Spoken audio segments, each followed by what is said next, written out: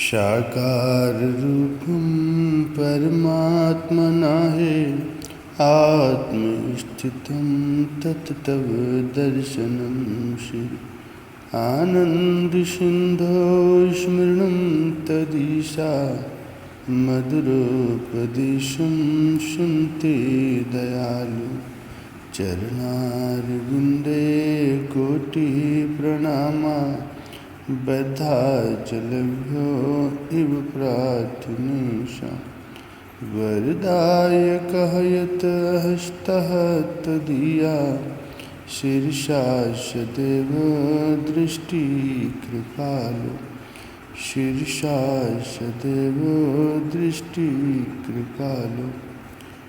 सौभाग्यशाली गुरुमुख सज्जन मंडली, अपने नेत्रों के सम्मुख विराजमान श्री श्री 108 श्री सतगुरुदाता दयाल जी महाराज जी के पवित्र पावन श्री दर्शनों को अपने हृदय मंदिर में बसाते हुए मीठे व ऊंचे स्वर में मिलकर बोलो जयकारा बोल मेरे श्री गुरु महाराज की जय।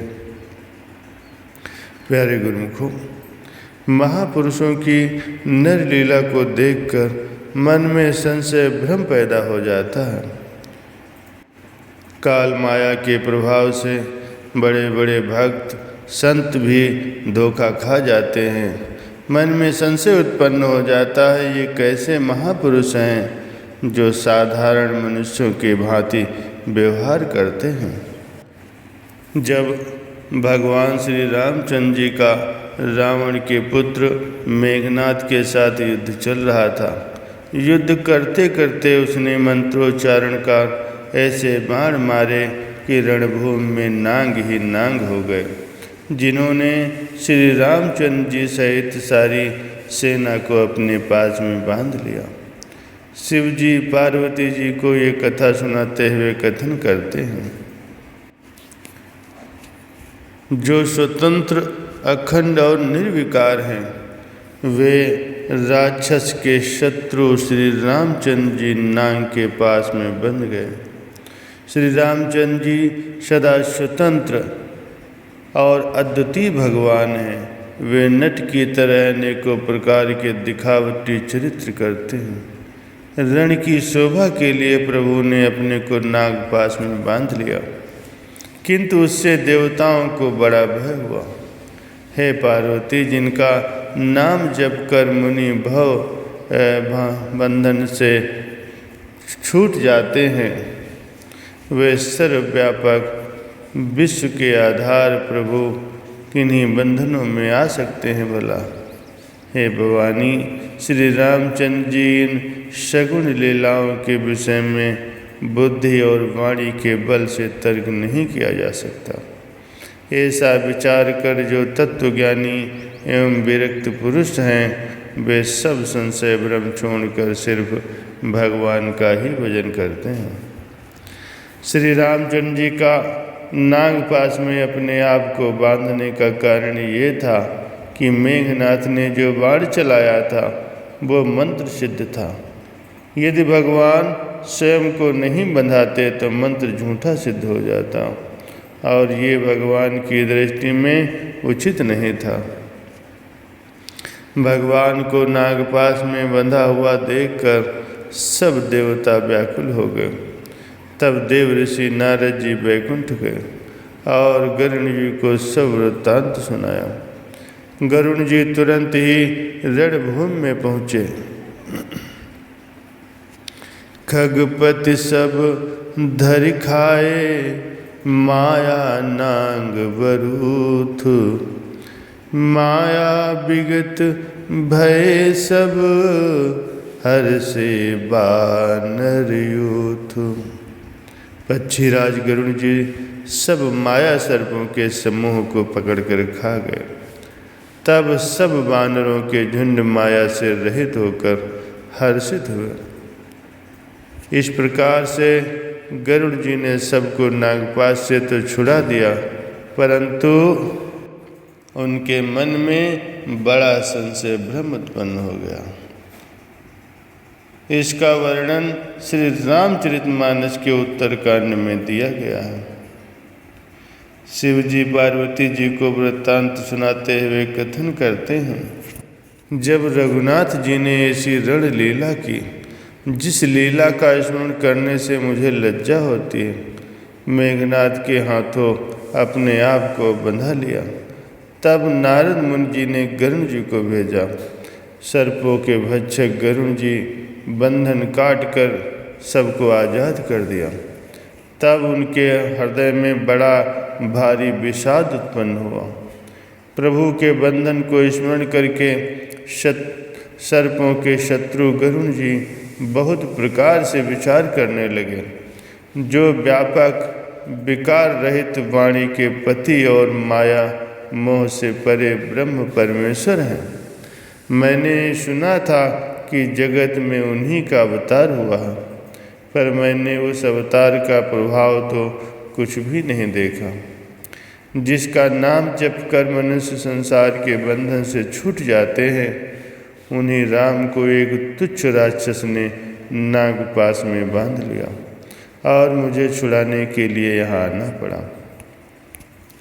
गरुण जी ने अनेकों प्रकार से अपने मन को समझाया, पर उन्हें ज्ञान नहीं हुआ। हृदय में भ्रम और भी अधिक छा गया। संदेह जनित दुख से दुखी होकर मन में कुतर्क बढ़ाकर वे तुम्हारी ही भांति मोह माया के वश हो गए। अर्थात हे पार्वती, जैसे तुम पिछले जन्म में सती के रूप में संशय भ्रम में पड़ गई थी, उसी तरह गरुण जी के मन में भी संशय भ्रम समा गया। व्याकुल होकर वे देव ऋषि नारद जी के पास गए और मन में जो संशय भ्रम उत्पन्न हो गया था वह उनसे जाकर के कह दिया। सुनकर के नारद जी को अत्यंत दया आई। नारद जी बोले, हे गरुण जी सुनिए, राम जी की माया बड़ी बलवती है, जो ज्ञानियों के चित्त को भी भली भांति हर लेती है और उनके मन में जबरदस्ती बड़ा भारी मोह उत्पन्न कर देती है, तथा जिसने मुझको भी बहुत बार नचाया है। हे पक्षीराज, वही माया आपको भी व्याप गई है। हे गरुण जी, आपके दिल में भारी मोह उत्पन्न हो गया है। ये मेरे समझाने से तुरंत नहीं मिटेगा। अतः हे पक्षीराज, आप ब्रह्मा जी के पास जाइए और वहाँ जैसा आदेश मिले वैसा करिए। तब पक्षीराज गरुण जी ब्रह्मा जी के पास गए और अपना संशय उन्हें कह सुनाया। उसे सुनकर ब्रह्मा जी ने श्री रामचंद्र जी को सिर नवाया और उनके प्रताप को समझकर उनसे अत्यधिक प्रेम छा गया।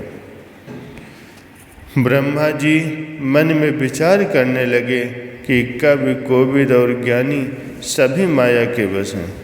भगवान की माया का प्रभाव असीम है, जिसने मुझ तक को अनेकों बार नचाया है। ये सारा चराचर जगत तो मेरा रचा हुआ है। जब मैं ही मायावश नाचने लगता हूँ, तब पक्षीराज गरुण को मोह होना कोई आश्चर्य की बात नहीं।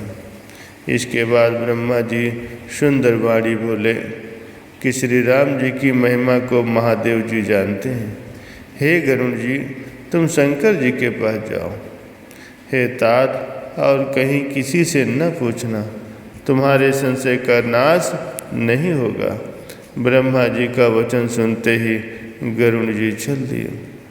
शिव जी पार्वती जी को ये कथा सुनाते हुए आगे कथन करते हैं।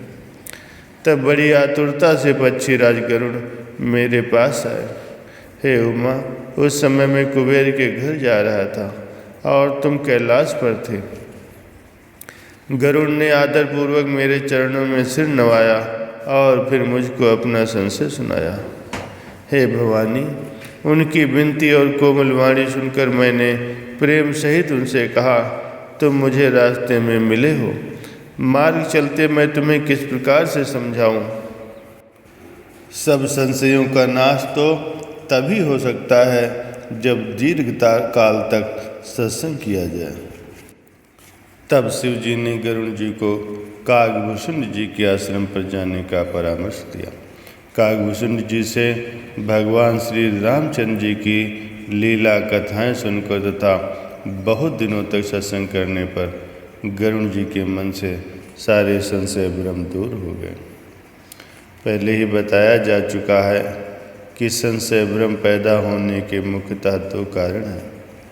पहला कारण ये है कि महापुरुष जब इस संसार में नर रूप में अवतार धारण करते हैं तो उन्हें अनेक प्रकार की नर लीलाएँ करनी पड़ती हैं, जिन्हें देखकर कभी कभी मनुष्य संशय भ्रम में पड़ जाता है और उन्हें साधारण मनुष्य समझकर उनका विश्वास और प्रेम डगमगा जाता है।